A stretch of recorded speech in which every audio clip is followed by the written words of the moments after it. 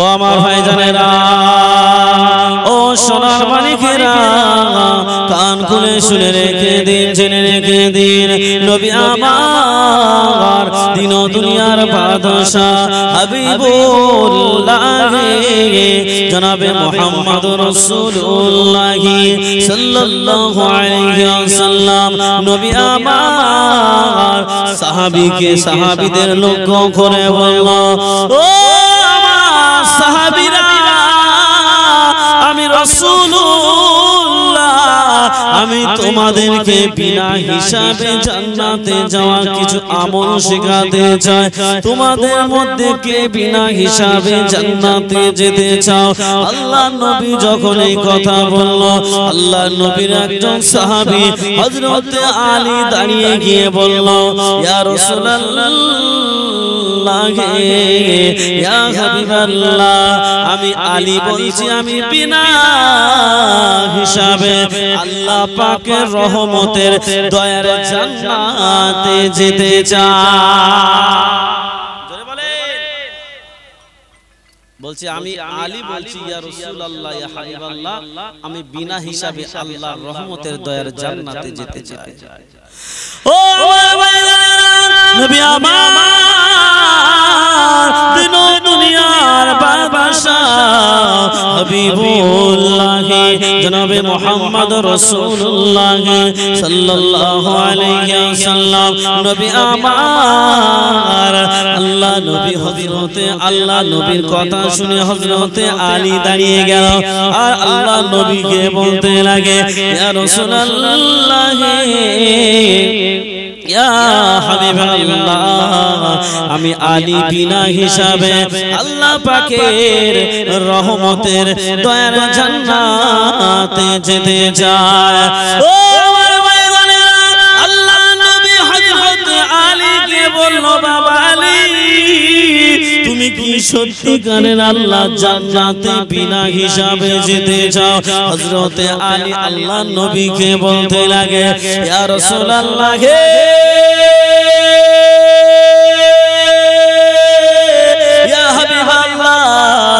আমি আলী আল্লাহ পাকের রহমতের দয়ার জান্নাতে বিনা হিসাবে যেতে চাই। আল্লাহ নবীকে যখন এই কথা বলল, আল্লাহ নবী হযরতে আলীকে বলতে লাগে, ও বাবা আলী, তুমি যদি বিনা হিসাবে আল্লাহ পাকের রহমতের দয়ার জান্নাতে যেতে চাও, তাহলে তোমাকে প্রত্যেক দিন রাত্রিতে 4000 টাকা ঘুমানোর আগে আল্লাহর রাস্তায় দান করে ঘুমাতে হবে। কত টাকা বলেছে? একটু জোরে কত বলতে হবে বাবা? আমার একটা রোগ কি বলেন তো, যদি শ্রোতারা কথা না বলে আমি মনে করি যে আমার শ্রোতারা বুঝতে পারছে না। আপনারা যদি আমাকে একটু মানে সাড়া দেন, হ্যাঁ হো দেন, তাহলে আমি মনে করব যে না, আমার ওয়াজ করা শ্রোতাদের পক্ষে কি হচ্ছে, বুঝে আসছে, বুঝে আসছে। ওই জন্য আপনারা আমার সঙ্গে একটু কথা বলবেন, ঠিক আছে? তো হযরতে আলীকে বলল, বাবা আলী, তুমি যদি আল্লাহ পাকের রহমতের দয়ার জান্নাতে বিনা হিসাবে যেতে চাও, প্রত্যেক দিন রাত্রিতে ঘুমানোর আগে 4000 টাকা আল্লাহর রাস্তায় দান করে ঘুমাতে হবে। আমলটা সহজ না কষ্টের? জোরে বলেন, কষ্টের তো। কারণ 4000 টাকা দেওয়া একটা মানুষের পক্ষে কি সম্ভব হয়? আর হযরতে আলী তো গরীব ছিল, তাই না? আল্লাহ নবী বলল, তুমি যদি বিনা হিসাবে জান্নাতে যেতেই চাও, তাহলে প্রত্যেক দিন রাত্রিতে ওযু করে 4000 টাকা আল্লাহর রাস্তায় দান করে ঘুমাবে। ও আমার ভাইরা, নবী আমার দিন ও দুনিয়ার বাদশাহ হাবিবুল্লাহ জনাবে মুহাম্মদ রাসূলুল্লাহ সাল্লাল্লাহু আলাইহি ওয়াসাল্লাম নবী আমার যখন এই কথা বলল, হযরত আলী বলতে লাগে, ইয়া রাসূলুল্লাহ, ইয়া হাবিবাল্লাহ আমি প্রত্যেকদিন রাত্রিতে আল্লাহ পাকের রহমতের দয়ার জান্নাতে যাওয়ার জন্য 4000 টাকা আমি দিতে পারবো না ইয়া রাসূলুল্লাহ ইয়া হাবিবাল্লাহ আপনি আমার বেয়াদবি মাফ করে দিন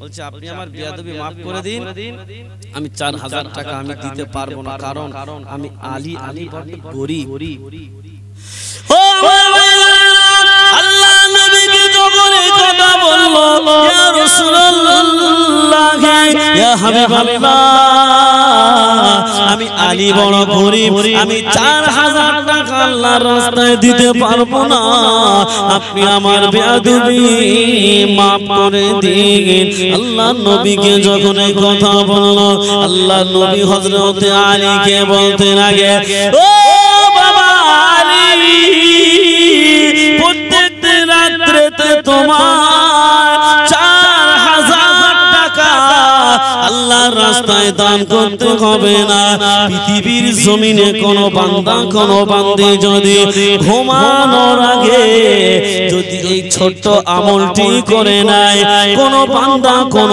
বান্দী ঘুমানোর আগে যদি 4 বার সূরা ফাতিহা পড়ে ঘুমিয়ে যায় আমার আল্লাহ পাক একজন বান্দার নামায় আমলে 4000 টাকা দান করার সওয়াব দিয়ে দেয়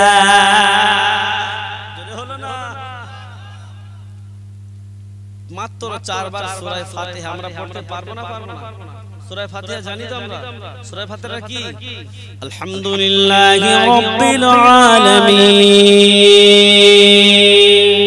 আর রহমানির রহিম মালিক ইয়াউমিদ্দিন ইয়্যাকা না'বুদু ওয়া ইয়্যাকা নাস্তাঈন اهدنا الصراط المستقيم صراط الذين أنعمت عليهم غير المغضوب عليهم ولا الضالين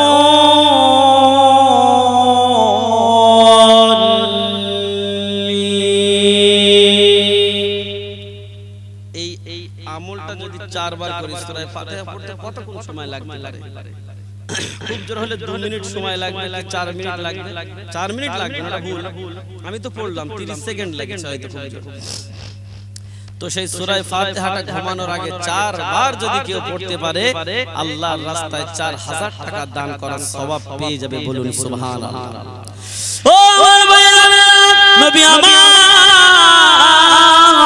দিন ও দুনিয়ার বাদশাহ হাবিবুল্লাহ জনাবে মুহাম্মদ রাসূলুল্লাহ সাল্লাল্লাহু আলাইহি ওয়াসাল্লাম নবী আমার জানিয়ে দিল ও বাবা আলী কোন বান্দা কোন বান্দি ঘুমানোর আগে যদি 4 বার সূরা ফাতিহা পড়ে ঘুমিয়ে যায় আমার আল্লাহ পাক একজন বান্দা বান্দির নামায় আমলে 4000 টাকা দান করার সওয়াব আমার আল্লাহ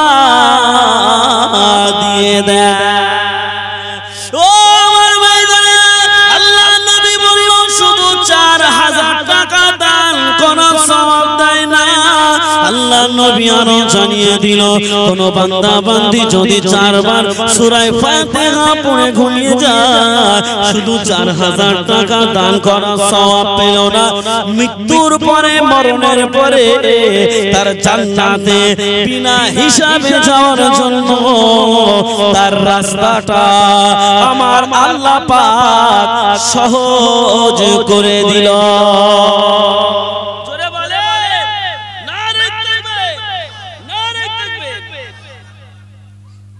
মৃত্যুর পরে তার বিনা হিসাবে জান্নাতে যাওয়ার রাস্তাটা ক্লিয়ার সহজ হলো আল্লাহর নবী সাল্লাল্লাহু আলাইহি ওয়াসাল্লাম যখন এই কথা বলল, হযরত আলী তো খুশি হয়ে গেল। তাই তো, তাহলে তো আমার প্রত্যেকদিন রাতে 4000 টাকা দিতে হবে না, মাত্র 4 বার সূরা ফাতিহা খুব কষ্টের আমল নয়, 2 মিনিটের মধ্যে আমি পড়ে ফেলবো। আল্লাহর রাসূলকে বলছে, ইয়া রাসূলুল্লাহ, ইয়া হাবিবাল্লাহ, আপনি এই আমল, এমন আমল আমার সঙ্গে আরো একটু বেশি বেশি বলুন। ও আমার ভাইরা, নবী আমার দিন ও দুনিয়ার বাদশা হাবিবুল্লাহ জনাবে মুহাম্মদ রাসূলুল্লাহ সাল্লাল্লাহু আলাইহি ওয়াসাল্লাম নবী আমার হযরত আলী কে বলতে লাগে, ও বাবা আলী, তুমি যদি বিনা হিসাবে আল্লাহ পাকের রহমতের দয়ার জান্নাতে যেতে চাও, তাহলে তুমি প্রত্যেক দিন রাত্রিতে গোটা কোরআনটা খতম করে ঘুমাবে। কোন বান্দা, কোন বান্দি যদি গোটা কোরআন ঘুমানোর আগে খতম করে ঘুমিয়ে যায়, আমার আল্লাহ পাক একজন বান্দার জান্নাতে যাওয়ার রাস্তাটা সহজ করে দেবে। এবারে আপনারা বলেন, 30 পারা কোরআনটা খতম করতে কি অল্প সময় লাগবে না বেশি? একটু কথা বলেন, সময় কতক্ষণ লাগবে একটা অনুমান? যদি একটা হাফেজ হয়, দেখা যাচ্ছে সেই হাফেজটা হয়তো কমিটির ছেলেরা একটু আমার জন্য গরম পানি আনি। যদি গোটা কোরআনটা একটা হাফেজ খতম করে এক টানা যদি পড়ে যায়, হয়তো দেখা যাচ্ছে তার খাওয়া মাইনাস করা বাদ দিয়ে মোটামুটি 7 থেকে 8 ঘন্টা সময় লাগবে। একটা হাফেজের কথা বললাম, যার গোটা কোরআনটা মুখস্থ। আর যে হাফেজ নয়, এই সাধারণ মানুষ, তাদের দ্বারা কি এক রাতে গোটা কোরআনটা খতম করা সম্ভব হবে? হবে না। তাহলে এই আমলটা কি একেবারে সহজ আমল না কঠিন? কঠিন। এখন হযরতে আলী আল্লাহর রাসূলকে কি বলছে দেখুন। ও আল্লাহর নবীকে হযরত আলী বলতে লাগে, ইয়া রাসূলুল্লাহ গে, ইয়া হাবিবাল্লাহ, আমি যদি গোটা কোরআনটা খতম করে ঘুমিয়ে যাই, রাত পার হয়ে যাবে, আমি আলী ঘুমাবো কখন? ইয়া রাসূলুল্লাহ, ইয়া হাবিবাল্লাহ, এই আমলটা তো সহজ নয়, মৃত্যুর আগ পর্যন্ত আমলটা আমার ধরে রাখতে হবে। আমি যদি মৃত্যুর আগ পর্যন্ত প্রতি রাত জেগে জেগে আমল করি, আমি ঘুমাবো কখন? আল্লাহর নবীকে যখন এই কথা বলল হযরতে আলীকে, আল্লাহ নবী বলতে লাগে, ও বাবা আলী রে, ও বাবা আলী, তোমার প্রত্যেক দিন রাত্রিতে গোটা কোরআন তোমার খতম করে ঘুমাতে হবে না, গোটা 30 পারা কোরআন তোমার খতম করে ঘুমাতে হবে না। পৃথিবীর জমিনে যদি কোনো বান্দা, কোনো বান্দি ঘুমানোর আগে 3 বার সূরা ইখলাস পড়ে ঘুমিয়ে যায়, আমার আল্লাহ পাক একজন বান্দার নামায় আমলে গোটা 30 পারা কোরআন খতমের সওয়াব আমার আল্লাহ দিয়ে দেয়।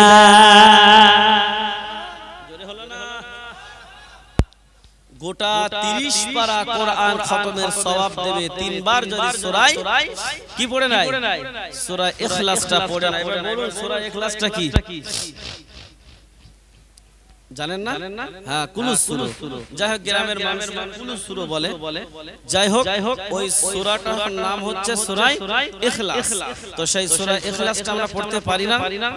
বিসমিল্লাহির রহমানির রহিম, কুল হুয়াল্লাহু আহাদ, আল্লাহুস সামাদ, লাম ইয়ালিদ ওয়া লাম ইউলাদ ওয়া লাম ইয়াকুল লাহু কুফুয়ান আহাদ। এটা যদি কেউ 3 বার পড়ে কতটা সময় লাগতে পারে বলেন? তাহলে এই আমলটা কি করবেন না করবেন না? এই জোরে বলেন, হবে? কই দেখি কে কে হবে, একটু হাত উঁচু করেন তো দেখি, তোলেন দেখি। হবে তো ইনশাআল্লাহ? এই আমলগুলো করবেন, আমি যেগুলো আপনাদের দিয়ে যাচ্ছি, যদি আপনারা করতে পারেন, মানুষ মরতে দেরি হবে, আল্লাহর জান্নাতে যেতে দেরি হবে না। বলুন সুবহানাল্লাহ। আল্লাহ নবী সাল্লাল্লাহু আলাইহি ওয়াসাল্লাম হযরত আলীকে বলতে লাগে, বাবা আলী রে, তোমার গোটা 30 পারা কোরআন খতম করতে হবে না, তুমি ঘুমানোর আগে 3 বার সূরা ইখলাস পড়িয়ে নেবে।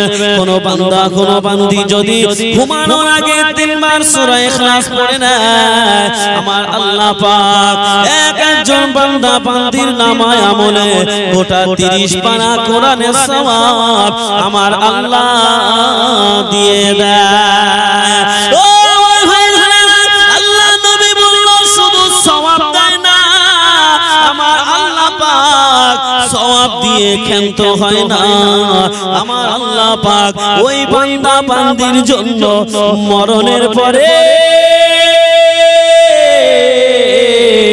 ওই বান্দা বান্দিকে জান্নাতে যাওয়ার জন্য আমার আল্লাহ পাক রাস্তাটা সহজ করে দেয়।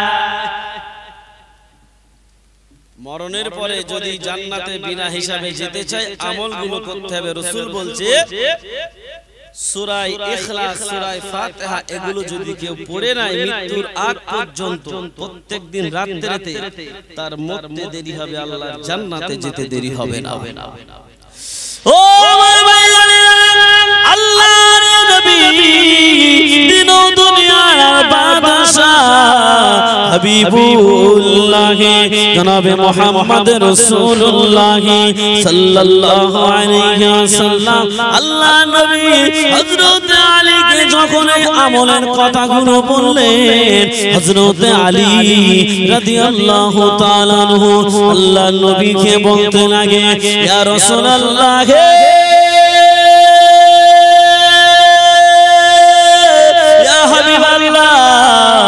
আপনি এমন আমল আমাকে আরো বলুন, আমি আলী এমন সহজ আমল করতে চাই, আর মরণের পরে বিনা হিসাবে আল্লাহ পাকের রহমতের দয়ার জান্নাতে যেতে চাই।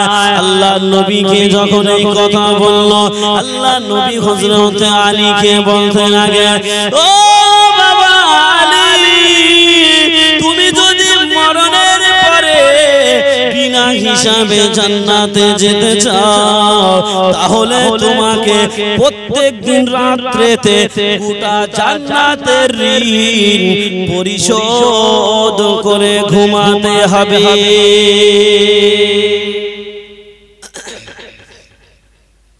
গোটা জান্নাতের ঋণ পরিশোধ করতে হবে।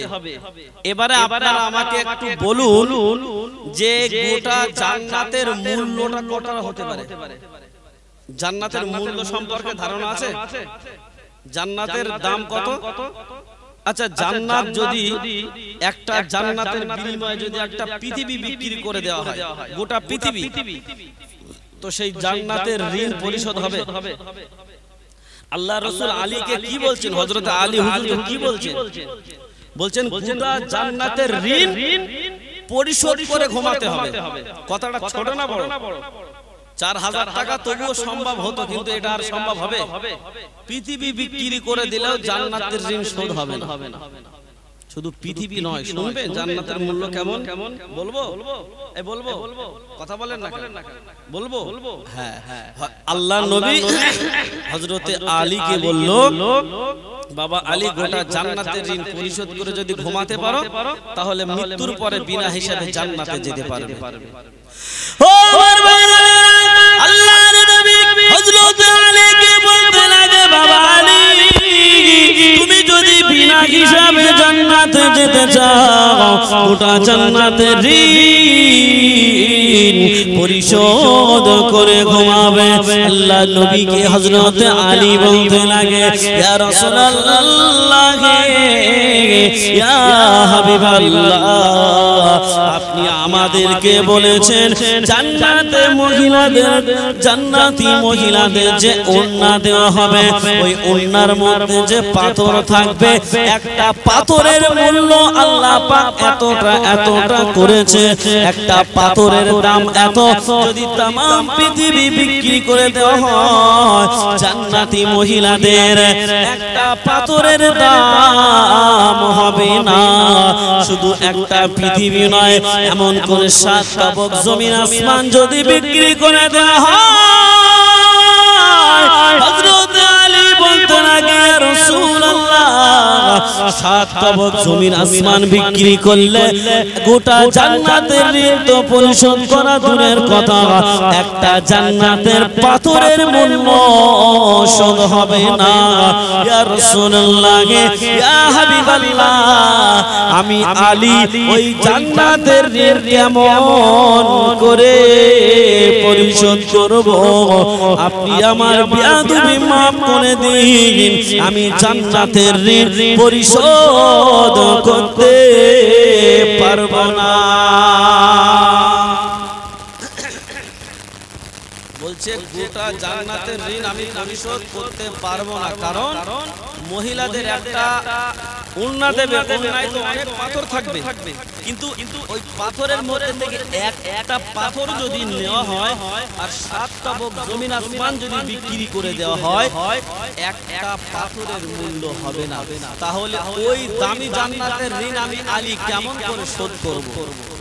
এবারে আপনাদের কাছে প্রশ্ন করি, জান্নাতের মূল্য বেশি না আমার নবীর মূল্য বেশি? এই জোরে কথা বলেন, কার মূল্য বেশি? হ্যাঁ, নবীর মূল্য বেশি। হ্যাঁ, এইভাবে কথা বলবেন, তাহলে আমার ভালো লাগে। জান্নাতের চাইতে আমার আল্লাহ পাক নবীর মূল্য বেশি করেছে। কেমন? তাহলে শুনুন। ও আমার ভাইরা, হযরত আলী আল্লাহর নবীকে বলতে লাগে, ইয়া রাসূলুল্লাহ, ইয়া হাবিবাল্লাহ, গোটা জান্নাতের ঋণ আমি পরিশোধ করতে পারবো না। আল্লাহর নবী হযরত আলীকে বলতে লাগে, ও বাবা আলী, তোমার গোটা জান্নাতের ঋণ পরিশোধ করতে হবে না। আমি রাসূলুল্লাহ, আমার উপরে যদি পৃথিবীর কোন মানুষ 3 বার দরুদ পড়ে নাই, আমার আল্লাহ পাক আল্লাহ তাআলা ওই বান্দা বান্দির নামায় আমলে গোটা জান্নাতের ঋণ পরিশোধ করার সওয়াব আমার আল্লাহ দিয়ে দেয়।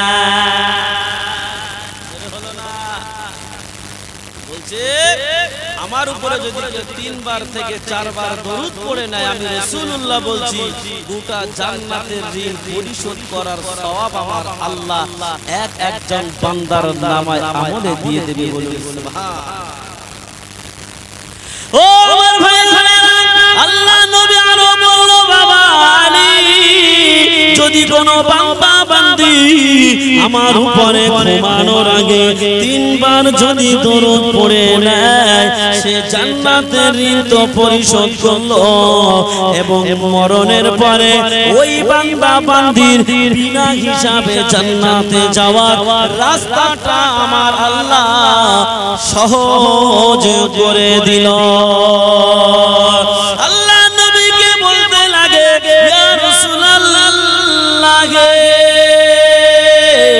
ইয়া হাবিবাল্লাহ, হুজুর আমার আমল আমাকে আর বলুন। আল্লাহ নবীকে যখন এই কথা বলল, আল্লাহ নবী হযরত আলীকে বলতে লাগে, ও বাবা আলী, ও বাবা আলী, যদি কেউ আমার সঙ্গে আঙ্গুলের মতো পাশাপাশি জান্নাতে থাকতে চায়, সে আমাকে বলো।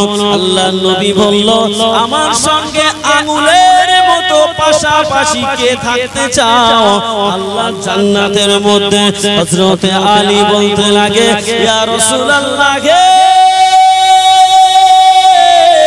ইয়া হাবিবাল্লাহ, পাকের রহমতের দয়ার জান্নাতে আঙ্গুলের মতো পাশাপাশি আমি আপনার সঙ্গে আলী থাকতে চাই।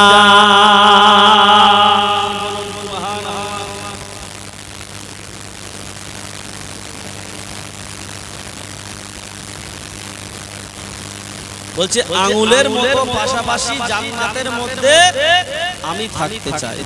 আল্লাহর নবীকে যখন এই কথা বলল, আল্লাহর নবী বলছে আমার সঙ্গে যদি আঙ্গুলের মতো পাশাপাশি জান্নাতে থাকতে চাও তাহলে তোমাকে প্রত্যেকদিন রাত্রিতে একটা করে ঝগড়া মিটিয়ে তারপর ঘুমাতে হবে। যদি কেউ একটা করে ঝগড়া মিটিয়ে ঘুমাতে পারে আমি রাসূলুল্লাহ আমার সঙ্গে জান্নাতে আঙ্গুলের মতো পাশাপাশি সে থাকতে পারবে। ও আমার ভাইরা, আল্লাহ নবী যখন এই কথা বলল, আল্লাহ নবীকে বলতে লাগে ইয়া রাসূলুল্লাহ গে, ইয়া হাবিবাল্লাহ, আমি যে প্রত্যেকদিন রাত্রিতে ঝগড়া মিটিয়ে ঘুমাবো কেমন করে?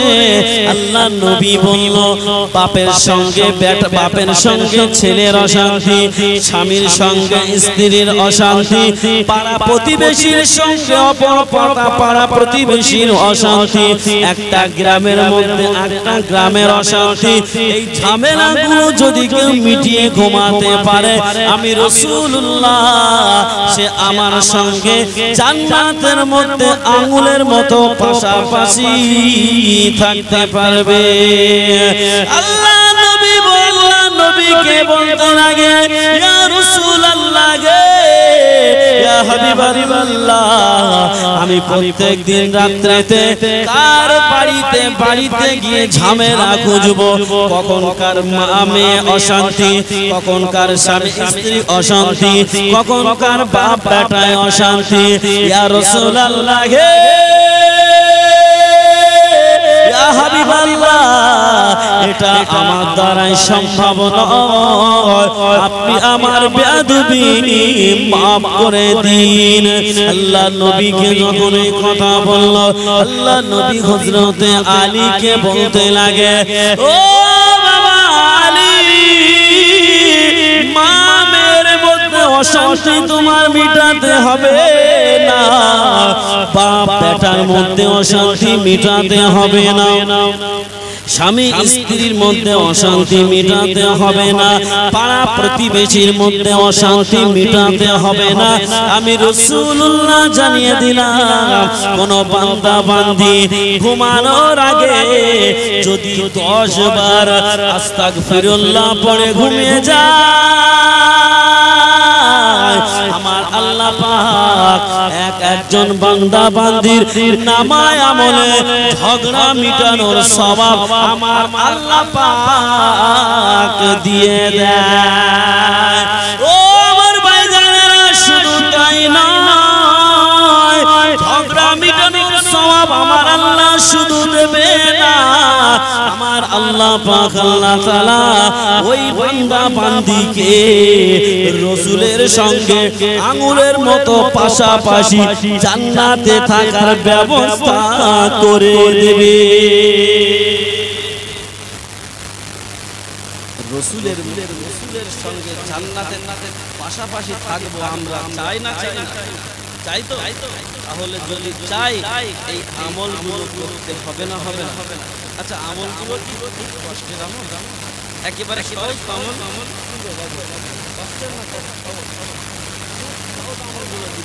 এই আমলগুলো করবেন। দেখেন, আমি চাই আমার একটা মুসলমান ভাই, মা, বোন কেউ যেন জাহান্নামের আগুনে না পড়ে। আমি চাই আল্লাহ রাব্বুল আলামিনের রহমতের দয়ার জান্নাতে আমরা সকলে একসঙ্গে আমরা থাকতে চাই। বলুন সুবহানাল্লাহ। পারবো? বলেন ইনশাআল্লাহ আমরা আমলগুলো করব। তাহলে কটা হলো? 4টে, আর একটা বাকি আছে। এই 5টা আমল যদি করতে পারে, কি আর একটা বলবো না? থাকবে? বলবো? কথা বলেন আমাদের সাথে। হ্যাঁ, কথা বললে আমার ভালো লাগে। তো আল্লাহ রসুল হযরতে আলীকে বলছে, বাবা আলী, আমি রাসূলুল্লাহ আমার সঙ্গে কথাটা বুঝবেন, আঙুলের মতো পাশাপাশি থাকবে কিন্তু আগে জান্নাতে যেতে হবে না, হবে না। তো রাসূল বলছে আমার সঙ্গে আমি জান্নাতে ঢুকবো, আমার সাথে সাথে জান্নাতের মধ্যে কে ঢুকতে চাও? হযরত আলী বলছে, রাসূলুল্লাহ ইয়া হাবিবাল্লাহ, আমি ঢুকতে চাই। কে ঢুকতে চাই? আমি ঢুকতে চাই। হযরতে আলী যখন এই কথা বলল, আল্লাহর নবী হযরতে আলীকে বলতে লাগলো, বাবা আলী, তুমি যদি আমার সঙ্গে সঙ্গে জান্নাতে ঢুকতে চাও তাহলে প্রত্যেক দিন রাত্রিতে একটা করে মকবুল হজ এবং একটা করে মকবুল উমরা করে তোমার ঘুমাতে হবে। একটা করে মকবুল হজ আর একটা করে মকবুল উমরা।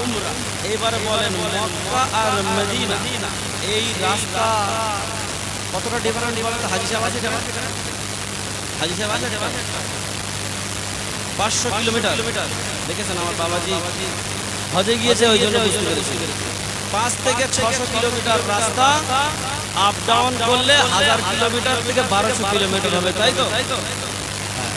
তো ওই 1200 কিলোমিটার রাস্তা আপনি বলেন এখান থেকে মালদা কত কিলোমিটার হবে? 600-র উপরে, মানে 500 হবে। যাই হোক, এখান থেকে মালদা কত দূর? তাই সে মালদা পর্যন্ত আপনার 500 কিলোমিটার ধরলাম। এখান থেকে মালদা কেউ রাতারাতি গিয়ে আবার ফিরে আসতে পারবে হেঁটে? তো আল্লাহ রাসূল কি বলছে হযরত আলীকে?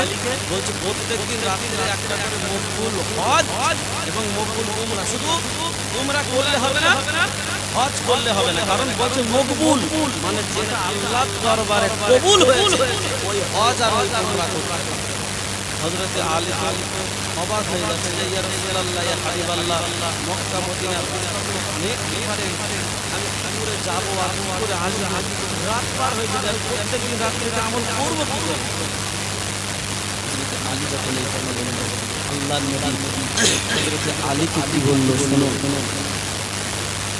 ও আমার ভাইরা, ও সোনার মানিকেরা, নবী আমার দিন দুনিয়ার বাদশা হাবিবুল্লাহ জনাবে মুহাম্মদ রাসূলুল্লাহ সাল্লাল্লাহু আলাইহি ওয়াসাল্লাম আল্লাহ নবী জানিয়ে দিল, ও বাবা আলী, আমার সঙ্গে সঙ্গে যদি তুমি জান্নাতে যেতে চাও তাহলে তোমার প্রত্যেক দিন রাত্রিতে একটা করে মকবুল হজ এবং একটা করে মকবুল উমরা করে ঘুমাতে হবে। আল্লাহ নবী যখন এই কথা বলল, আল্লাহ নবীকে বলতে লাগে, ইয়া রাসূলুল্লাহ,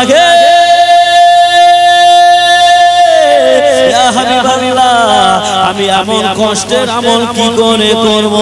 রাত পার হয়ে যাবে, আমি পৌঁছাতে পারবো না, আমি ফিরতে পারবো না, আমি কেমন করে প্রত্যেক দিন রাত্রিতে এই আমলটা করব? আল্লাহ নবী বলল, ও বাবা আলী, আমি রাসূলুল্লাহ আমি জানিয়ে দিলাম, পৃথিবীর জমিনে যদি কোনো বান্দা কোনো বান্দি, আমি রাসূলুল্লাহ জানিয়ে দিলাম, পৃথিবীর মধ্যে কোনো বান্দা কোনো বান্দি যদি কালেমায়ে তামজিদ আর কালেমার তাওহীদ 3 থেকে 4 বার পড়ে ঘুমিয়ে যায়, একজন বান্দার নামায় আমলে আমার আল্লাহ পাক একটা মকবুল উমরা আর একটা মকবুল হজের সব আমার আল্লাহ পাক একজন বান্দার নামায় আমলে আমার আল্লাহ দিয়ে দেয়। একজন বান্দার নামায় আমলে একটা করে মকবুল হজ, একটা করে মকবুল উমরা। এখন যদি এই উমরা শুধু উমরা করতে যায় তার খরচ হচ্ছে প্রায় 1 লাখ টাকার উপরে, ঠিক কিনা? 1 লাখ টাকার উপরে আপনার খানা থেকে শুরু করে ঘুরে আসা থেকে শুরু করে নরমাল। আর যদি একটা হজ করতে যায় ফরজ হজ, তাহলে তার 4 থেকে 6 লাখ টাকা খরচা হবে যদি ভালো করে যাতায়াত করে স্পেশাল ভাবে। তাহলে আপনি 6 লাখ টাকা এই 1 লাখ টাকা 7 লাখ টাকা আপনি কষ্ট করে হজ করবেন, কবুল হবে কি গ্যারান্টি নাই। কিন্তু আপনি যদি প্রত্যেক দিন রাতে কালেমা তামজিদ আর কালেমা তাওহীদ করে ঘুমিয়ে যান, আল্লাহ পাক বান্দা বান্দির নামায় আমলে একটা করে মকবুল হজ এবং একটা করে মকবুল উমরার সওয়াব আমার আল্লাহ তাআলার নামায় আমলে দেয়। বলেন সুবহানাল্লাহ। ও আমার ভাইরা, আমার আল্লাহ পাক আল্লাহ তাআলা শুধু মকবুল হজ মকবুল উমরার সওয়াব দেবেন না, তার মরণের পরে বিনা হিসাবে জান্নাতে যাওয়ার রাস্তাটা আমার আল্লাহ পাক সহজ করে দেয়।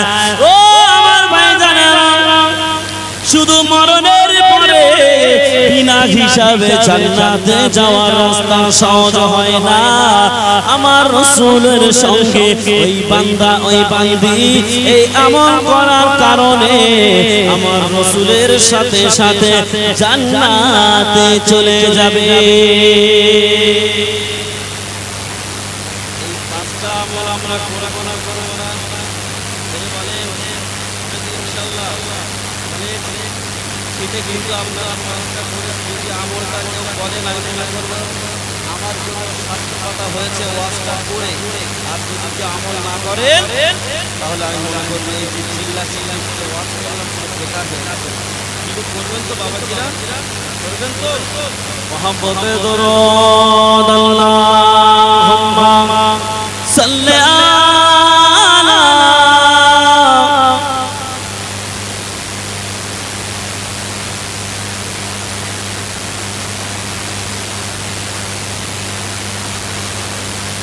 কালমা লা ইলাহা ইল্লাল্লাহ, লা ইলাহা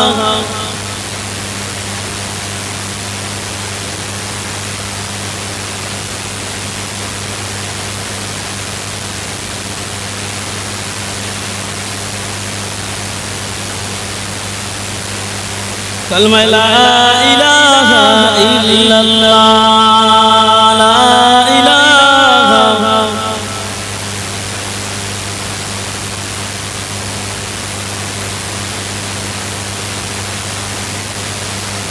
ভুলে যেতে চাইলেও ভোলা যায় না, ভুলে যেতে চাইলেও ভোলা যায় না। আমার জান মদিনা, আমার প্রাণ মদিনা, আমার জান মদিনা, আমার প্রাণ মদিনা, ভুলে যেতে চাইলেও ভোলা যায় না। আল্লাহুম্মা সাল্লি আলা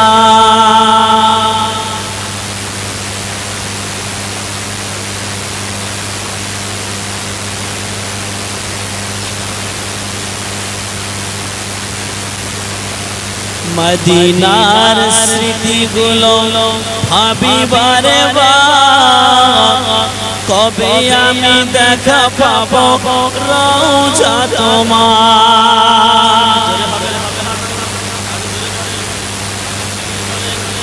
মদিনার স্মৃতিগুলো ভাবি বারে বার, কবে আমি দেখা পাবো রওজা তোমার। প্রিয় নবীর প্রেমে আমি হলাম দিওয়ানা, বিশ্ব নবীর প্রেমে আমি হলাম দিওয়ানা। মদিনা জান মদিনা, মদিনা প্রাণ মদিনা, মদিনা জান মদিনা, মদিনা প্রাণ মদিনা। ভুলে যেতে চাইলেও ভোলা যায় না, ভুলে যেতে চাইলেও ভোলা যায় না। আমার জান মদিনা, আমার প্রাণ মদিনা, আমার জান মদিনা, আমার প্রাণ মদিনা। ভুলে যেতে চাইলেও ভোলা যায় না। বদর আছে, খন্দক আছে, উহুদের পাহাড়, নবীর প্রেমে সবার মনে ব্যথার পাহাড়। বদর আছে, খন্দক আছে, উহুদের পাহাড়, নবীর প্রেমে সবার মনে ব্যথার পাহাড়। মদিনাতে যাব আমরা, হলাম দিওয়ানা।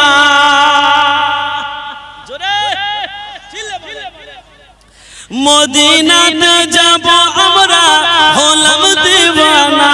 মদিনা জান মদিনা, মদিনা প্রাণ মদিনা, মদিনা জান মদিনা, মদিনা প্রাণ মদিনা। ভুলে যেতে চাইলেও ভোলা যায় না, ভুলে যেতে চাইলেও ভোলা যায় না। আমার জান মদিনা, আমার প্রাণ মদিনা, আমার জান মদিনা, আমার প্রাণ মদিনা। ভুলে যেতে চাইলেও ভোলা যায় না।